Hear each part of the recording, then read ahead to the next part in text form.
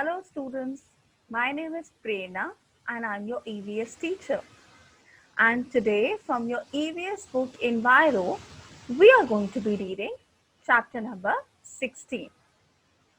So in chapter number 14, we studied about different types of houses that human beings live in.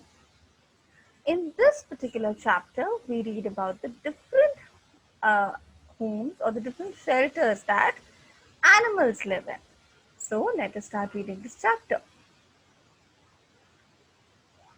Chapter number 16, name of the chapter is Shelter for Animals and Birds. Now, let us start reading this chapter. As like human beings, animals and birds also need to protect themselves from heat, rain, cold, and enemies. So they make shelter to protect them. Animals shelter is also known as animal habitat and birds shelter is generally known as nest. Now first we talk about animals. The surrounding area of the environment in which animals live is called animals' habitat. The living conditions in each of these habitats are very different. They may live on land, in water, high mountains, and both on land and water or near the seashore. So these are the different places where animals live, right? So what are these different places that's being talked about? So you have land, you have water, then you have maybe land and water both or near the seashore. These are all part of animals' habitat. Hence, animals survive in the surroundings by developing certain characteristics, and this is called as adaptation. Animals living on land. So, animals that live on land are called as terrestrial animals. They live in different types of shelters. So, what are the different types of shelters in which terrestrial animals live? In rock caves. Lions, bears, tigers, and foxes, they live in rock caves. Rock caves. So you can see this lion in a rock cave. The caves in which lions and bear live are also called as dens. In open or under the shade of the tree. So here you have examples of deer and elephants that live in an open area. Then there are some which live on the trees. Very common example, monkeys, squirrels, baboons and leopards, they live on tree tops. They are also known as arboreal animals. Monkeys have long arms and legs and a tail to swing from branch to branch. Squirrels have strong limbs and sharp claws to climb trees. Then you have under the ground. So the first category that we talked about was those which are living on land in rock caves. You had tigers and bears, such example. Then you had the next category which are living on trees, also called as arboreal. And you had examples of squirrels, of monkeys and leopards. Then you have some which live under the ground. Groundhogs, rabbits, and mongoose, they live in burrows. Earthworm burrow into the soil. Snakes, they live in holes in ground called pits. Ants, they make long tunnel. Have you ever seen ant? A single ant, you generally see a group of ants, a colony, which moves together. Soft-bodied creatures like snails and tortoises protect themselves with hard shells that they carry on their back. Mice lives in underground tunnels. They escape their enemies by going in and out of the burrow. So you can see different animals and the different places that they are living in. So it's a tunnel that this is an underground area. Then you have a pit, right? Then you have animals which are living in deserts like camels and hedgehogs. They can live without food and water for 3 to 4 days because they have the capability of storing food and water. Most desert land animals are nocturnal, that is, they come out at night to feed. They burrow into the sand or hide in rocky areas. They drink dew in the morning and hide in their shelter away from the heat during the day. Then we talk about extremely cold regions, the polar regions. So, example here is the polar bear or the seal or the Arctic fox. These are some animals which live in cold regions. And what is there to protect them? They have a strong fur on their body. They make den in the snow. They sleep through the cold winter months. This long winter sleep is also called as hibernation.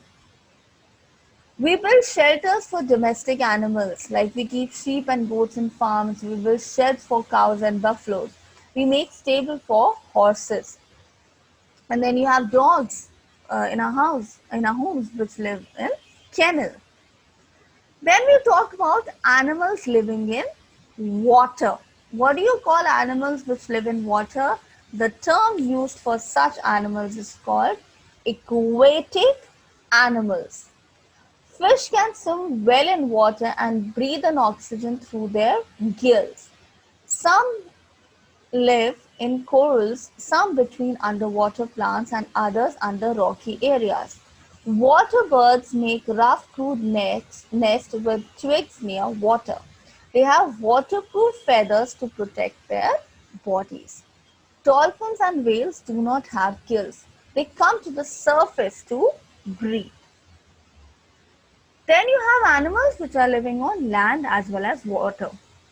Crocodile is one such example. But what is the term used for animals which can live in water also and on the land? You call them amphibian. Let's do a quick recap. So animals which live on land are called as terrestrial animals. The ones living on trees are arboreal animals. The ones living in water are called as aquatic animals, and the ones which live on land as well as water are called as amphibians. Frogs, toads, and newts are amphibians. They breathe through their lungs when in water and through their skin when on land. Understand? So, when an amphibian is in the water, it uses its lungs to breathe. And when it comes on the land, it uses its skin to breathe. Some animals like crocodiles and alligators are large reptiles. They breathe through their nostrils, so they keep their heads above the water while swimming. They lay their eggs in a hole on the land or on sand near the seashore. And then you have animals living in the seashore. So there are various creatures like crabs, river clams, sea cucumber, and tea worms. They can be seen on the sea beach.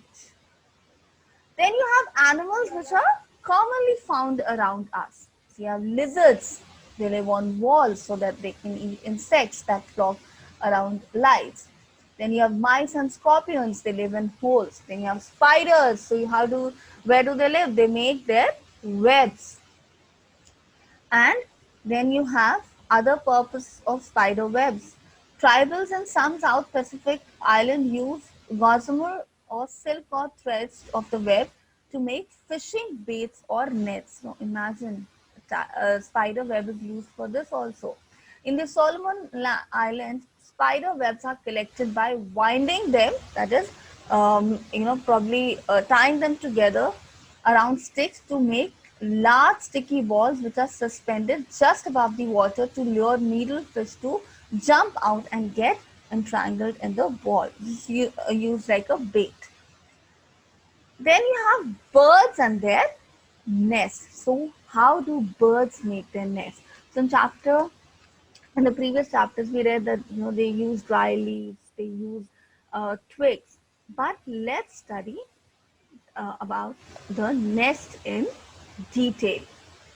Birds have feathers, beaks, and wings to help them to fly. They have strong muscles and hollow bones, which makes them flying easily. Which, uh, just as we need a home to live in, birds also need to lay their eggs. They build nests for many purposes. Different kind of birds build different kind of nests. Some birds build their nest on trees. They are clever builders.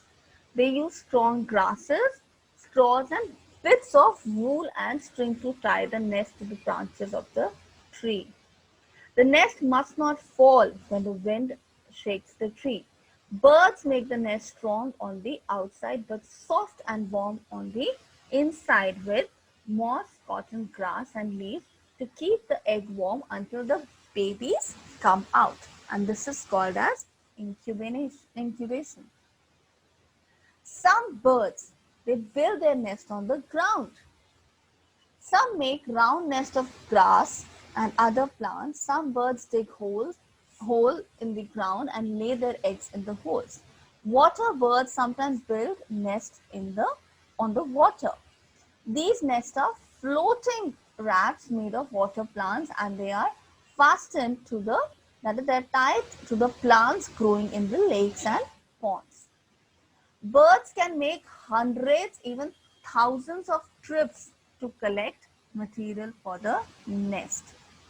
Toffee wrappers, cell phone, paper, and even barbed wires have been seen on the nest. So imagine a bird, such a beauty of nature. It uses so many different materials to make its nest, to make its house. So first we're talking about weaver birds. As the name itself says, it weaves the nest. That is, they make the nest by weaving, knotting, and twining the grasses. You may have seen the nest hanging from trees. They look like beautiful hanging baskets. The woodpecker, it makes a hole to make the nest. Then you have sparrows. They make a deep cup-shaped nest. So you can see this is the nest of a weaver bird. See how beautifully it is made. Then the woodpecker, and then the deep cups or nest of a sparrow. Then the nest of the eagle is also described, and it is made with sticks and twigs. It is also called an eyrie. So here you can see the nest of the eagle, and then this is of a pigeon. Then you have tailor bird, again like its name. It stitches leaves together to make their nest. So this is the nest of a tailor bird. The cuckoo is a naughty bird. She lays eggs in other birds' nests. When the baby hatches, it pushes the other birds' babies out of the nest. And then the storks, they build their nest in the grass near water. This is a stork. Then you have quail. It is also known as the lazy bird, because the quail does not make its own nest. It lays the eggs in the crow's nest. The crow looks after the eggs and the babies till they hatch, thinking to be its own. Then you have emperor penguins. They do not build nests. The female lays a single egg and leaves for the coast to feed. The male takes over caring for the egg. He balances it on the top of his feet and covers it with a special fold of skin on his belly. He stays like that with an egg on his feet for the next 60 days. So imagine it doesn't move at all, without meal or much movement, until the female returns and the egg hatches. Birds have many enemies. So there are humans, there are hunters, there are animals as well. Crows and squirrels, cats and rats, all of them wait for a chance to steal the egg. Many a time they even break the nest. To keep oneself safe from danger, to find food, make a nest, hatch the eggs, and raise the chicks safely, all are challenging tasks for every bird. Now imagine the amount of effort that the bird has put in to build its house. Would you like if someone comes and, let's say, breaks a window of your house? Do we like that? We don't, right? We get really annoyed with that person. So next time whenever you see a nest, please do not destroy it. All right. Thank you so much.